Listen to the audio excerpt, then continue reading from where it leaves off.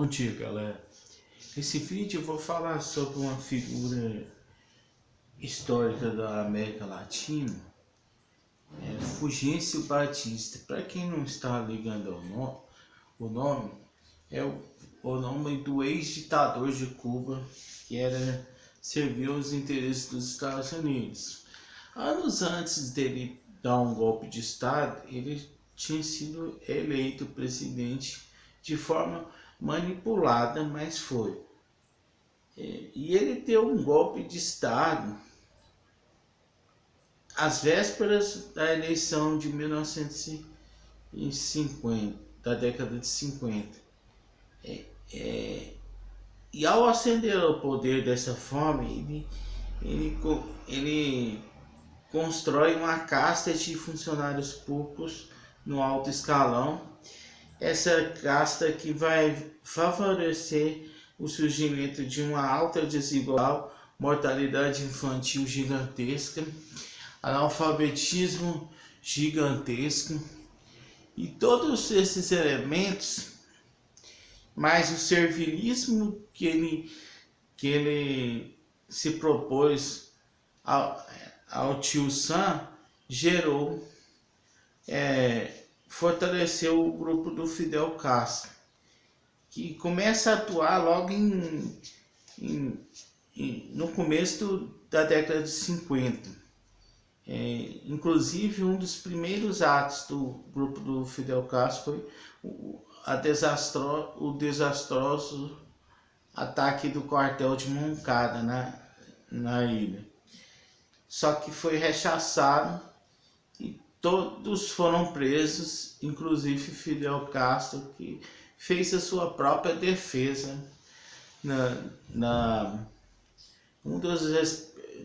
num dos episódios que ficou conhecido como um dos primeiros longos discursos do comandante Castro em Cuba. E ele foi ressaltando os valores da pátria cubana, os valores de José Martí, e com isso ele foi ganhando adepto. Nesse julgamento ele não conseguiu êxito, porque foi condenado.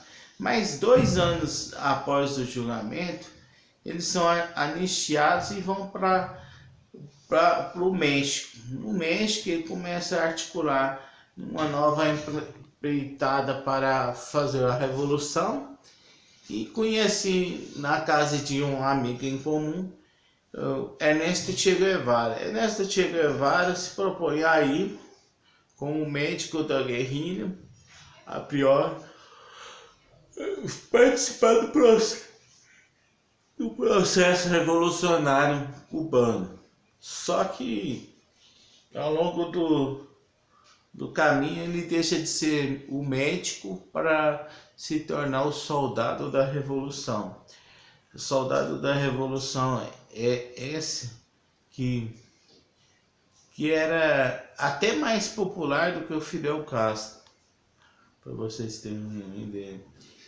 E apesar de ser estrangeiro, ele ganhou muita aceitação da população, porque era um sujeito carismático. Mas foi ganhando espaço, treinando primeiramente no México. Aí, lá no México, eles compram um iate, o iate Grama, em que eles vão para Cuba e são recebidos a bala pelas tropas de Fulgêncio Batista. Só que 3 desses 81 que viajaram nesse iate Grama sobreviveram: Fidel Castro, Che Guevara e Raul Castro. E fugiram para Sierra Maestra, que eles reorganizaram o grupo guerrilheiro. E em 1º de janeiro de 1959, eles tomam o poder em Cuba. A priori, eles colocam um indivíduo lá como presidente, mas é só como figura decorativa, porque quem controlava o país era o Fidel Castro, porque ele controlava, ele era o comandante das Forças Armadas Revolucionárias Cubanas, quem controla a ilha. E com isso, Fidel ascende ao poder e somente em 1961 é declarado o caráter socialista da Revolução Cubana. Isso favoreceu, entre outras coisas, como as sanções econômicas que até hoje Cuba contra o seu país, e medidas essas que para o governo estadunidense foi ainda mais desastroso, porque tentou enfraquecer o governo, quando na verdade o povo, querendo ou não, a maioria prefere o governo comunista do que ser subserviente aos interesses dos Estados Unidos, como era na era Batista. O serviço de Batista e a construção de uma casta de públicos em Cuba pavimentou a ascensão de Fidel Castro, muito similar ao ambiente do Brasil, vocês não acham? A similaridade pode fazer esse ambiente repetir, só que agora no Brasil. E é importante que se diga. E esse cidadão, ele não teve nem a dignidade de esperar a sua sentença. Antes das tropas chegarem em Havana, o Fulgêncio Batista fugiu da ilha para Costa Rica. E assim termina a história desse desastroso, desse fascínio, desse entreguista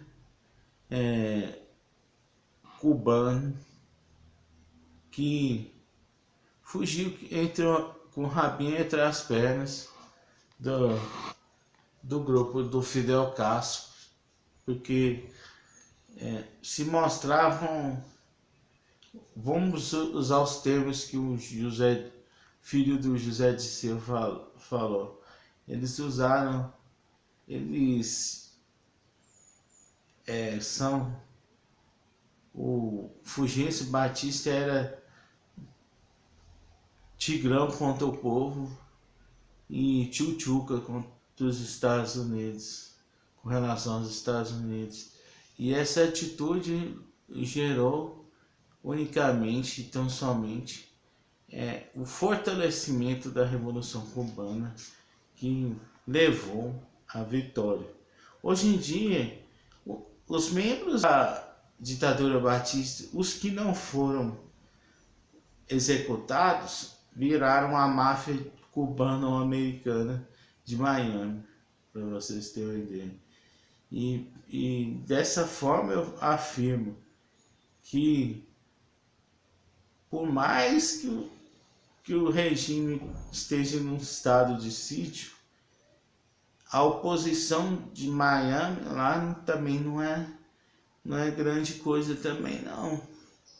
É um bando de mafiosos que querem ver a ilha de volta sob o controle dos Estados Unidos. É isso aí que eu tinha que falar nesse vídeo. E no mais, galera, eu vou editar esse vídeo mais tarde. Vou deixar na descrição o número de uma conta bancária para ver quem puder fazer a sua contribuição, faça. Para aqueles que assistem pela primeira vez, não deixe de inscrever-se e dar o joinha, ou de joinha se vocês gostarem. É isso aí, galera. E fiquem todos com Deus.